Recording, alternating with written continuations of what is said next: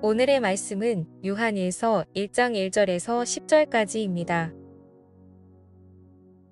태초부터 있는 생명의 말씀에 관하여는 우리가 들은 바요, 눈으로 본 바요, 자세히 보고 우리의 손으로 만진 바라.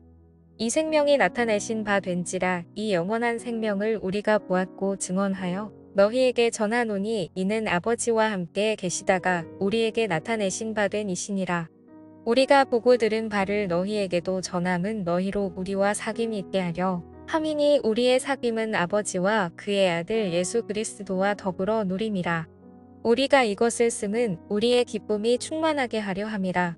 우리가 그에게서 듣고 너희에게 전하는 소식은 이것이니 곧 하나님은 빛이시라 그에게는 어둠이 조금도 없으시다는 것이니라. 만일 우리가 하나님과 사귐이 있다 하고 어둠에 행하면 거짓말을 하고 진리를 행하지 아니함이거니와 그가 빛 가운데 계신 것 같이 우리도 빛 가운데 행하면 우리가 서로 사귐이 있고 그 아들 예수의 피가 우리를 모든 죄에서 깨끗하게 하실 것이요. 만일 우리가 죄가 없다고 말하면 스스로 속이고 또 진리가 우리 속에 있지 아니할 것이요. 만일 우리가 우리 죄를 자백하면 그는 미쁘시고 의로우사 우리 죄를 사하시며 우리를 모든 불의에서 깨끗하게 하실 것이요. 만일 우리가 범죄하지 아니하였다 하면 하나님을 거짓말하는 이로 만드는 것이니 또한 그의 말씀이 우리 속에 있지 아니하니라. 여러분, 오늘부터 우리가 이제 전도서의 말씀이 끝나고 새로 요한1서부터 요한3서까지의 말씀을 우리가 살펴볼 건데요. 여러분, 먼저 이 요한 1, 2, 3서의 저자는 누구냐면 사도 요한입니다. 그리고 오늘 이 말씀을 왜 사도 요한이 기록을 했냐면 당시의 성도들이 믿음의 문제가 있었기 때문에 그래요. 당시의 예루살렘은 무너졌고 또 성도들은 로마의 박해 속에서 믿음이 흔들린 상태입니다. 그래서 성도들이 세상과 타협하는 일들이 많아진 거예요. 그리고 당시의 거짓 교사, 즉 이단들이 창궐하기 시작하여 거짓 복음이 난무하기 시작한 겁니다. 그래서 사도 요한은 이러한 것들을 바로 잡기 위해서 요한 1, 2, 3서의 말씀을 기록했다라는 거예요.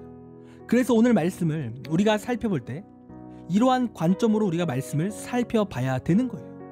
여러분, 오늘 사도 요한이 말씀을 시작하면서 가장 먼저 어떠한 말씀을 언급합니까?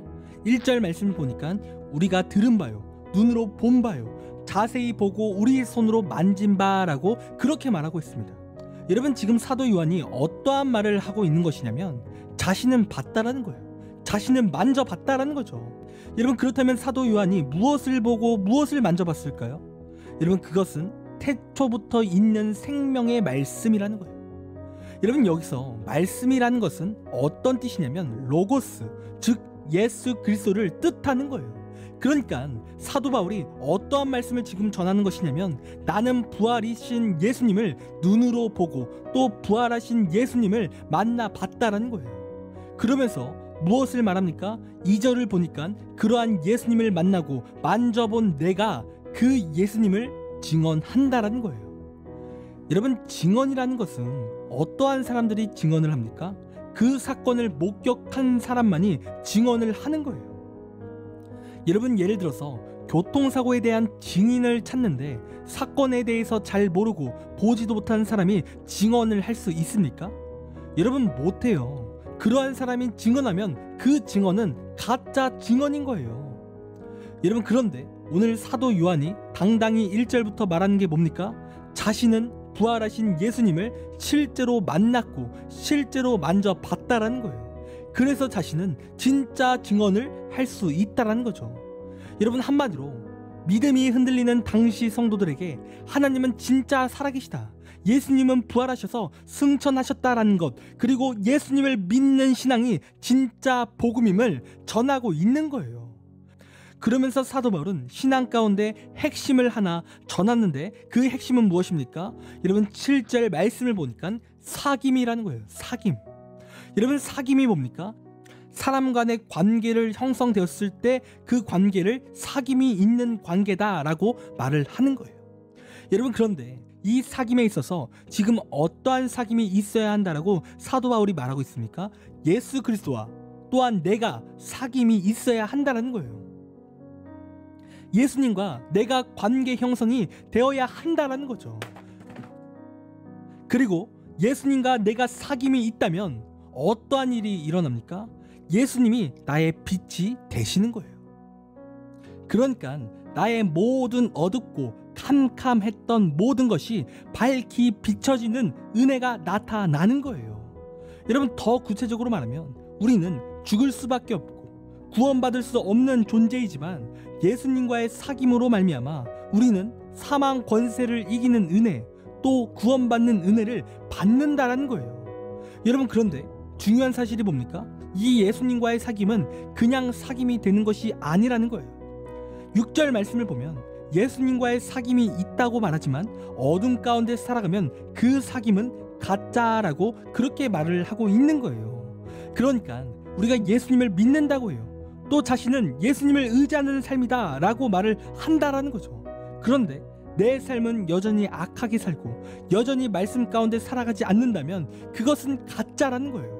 여러분, 그것은 예수님과의 사귐이 없는 거예요. 그래서 이러한 가짜 사귐은 그들에게 구원의 은혜가 임하지 않는다라는 거죠. 하나님께서 그런 가짜 사귐 가운데 있는 사람을 구원하지 않는 거예요. 그리고 이러한 자들은 8절 말씀을 보니까 자신의 죄가 없다라고 그렇게 말을 한다라는 겁니다. 그러니까 우리가 겸손히 예수님을 의지해야 되는데 예수님을 의지하지 않는다라는 거죠. 분명 죄인인데 자신은 자신의 죄를 못 보는 교만한 자들이라는 거예요. 여러분, 그렇다면 진정한 사귐 그리고 진정한 구원의 은혜는 어떠한 사람들이 받습니까? 여러분, 9절 말씀을 보면 이렇게 기록하는데요. 만일 우리가 우리 죄를 자백하면 그는 미쁘시고 의로우사 우리 죄를 사하시며 우리를 모든 불의에서 깨끗하게 하실 것이요. 여러분, 지금 뭐라고 말하고 있습니까? 죄를 자백하면 이라고 말하고 있어요. 여러분, 진정으로 예수님과 사귐이 있는 사람은 예수님께 내 죄를 자백하게 되어 있는 거예요. 여러분, 이 자백이라는 것이 뭡니까? 내 죄를 진정으로 예수님께 인정하는 거예요. 여러분, 그런데 사람이 이 자백이라는 것이 쉬울까요? 여러분, 굉장히 어려운 거예요. 그러니까 사람은요, 어떠한 특징이 있냐면 남의 죄는 굉장히 잘 봐요. 그런데 자신의 죄는 못 보는 거예요. 여러분, 강력 범죄자들을 봐도요, 자신의 죄를 인정하기보다는 자신은 실수였고 자신의 상황이 좋지 않아서 그러한 범죄를 저질렀다고 말해요. 그러니까 자신은 진짜 죽을 죄를 지었던 사람이다 라고 말하는 것보다 자신의 변명이 더 앞선다라는 거죠. 여러분, 성경의 사울 왕을 봐도요, 그는 항상 죄를 짓고 항상 핑계를 대었던 사람이에요. 그는 하나님 앞에 죄를 지어놓고 날마다 핑계만 앞선 거예요. 진정으로 자신의 죄를 자백하지 못한 거죠. 여러분, 특별히 사울은요, 하나님이 취하지 말라는 그 전쟁의 전리품을 취했어요. 분명 하나님께서는 다 불살라 버리라고 그렇게 말씀하셨지만 이 사울왕은 좋아 보이는 것들을 몰래 챙긴 거죠. 그리고 그때 하나님이 그에게 지적하자 하나님께 드리려고 챙겨두었다라고 거짓 변명을 하는 거예요. 하나님 앞에 자신의 죄를 인정하지 않는 거죠. 그리고 이 사울이 어떻게 됐습니까? 하나님께서 이 사울 왕을 버리신 거예요. 그러니까 하나님과 이 사울과의 사귐이 없는 거죠. 여러분, 그는 가짜 신앙인 거예요. 여러분, 진정으로 하나님을 믿고 예수님과의 사귐이 있는 사람은 먼저 내 죄를 하나님 앞에 내어 놓는 거예요. 진정으로 내 죄를 내어 놓는 거죠. 여러분, 그리고 중요한 사실이 한 가지가 있는데 내 죄를 내어 놓을 때 내 죄를 깨달아야 되는데 그 죄를 깨닫기 위해서는 반드시 말씀이 우리의 삶 가운데 있어야 한다는 겁니다.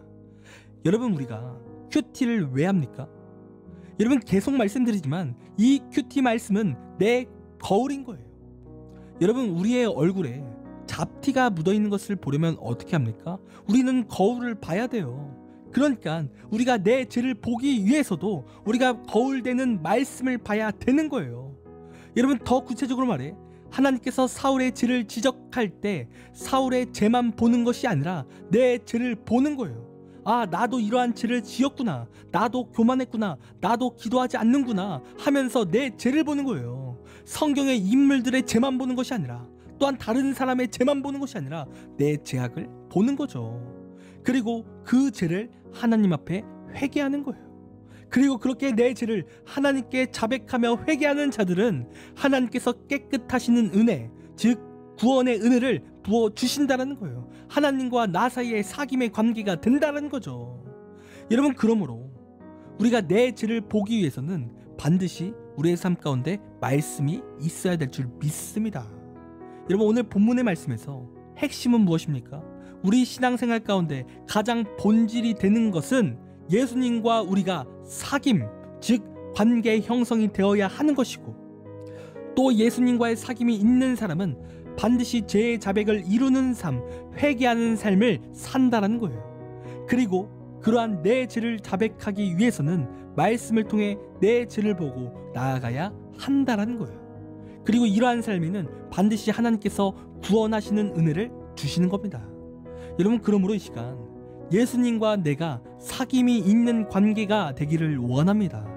그래서 내 죄를 말씀을 통해 보고 또 내 죄를 날마다 하나님께 자백하여 구원받는 우리가 되기를 간절히 원해요. 우리가 그렇게 회개하며 나아갈 때 하나님께서 우리를 보시고 또한 기뻐하시고 우리의 삶에 한량없는 은혜를 주실 것입니다.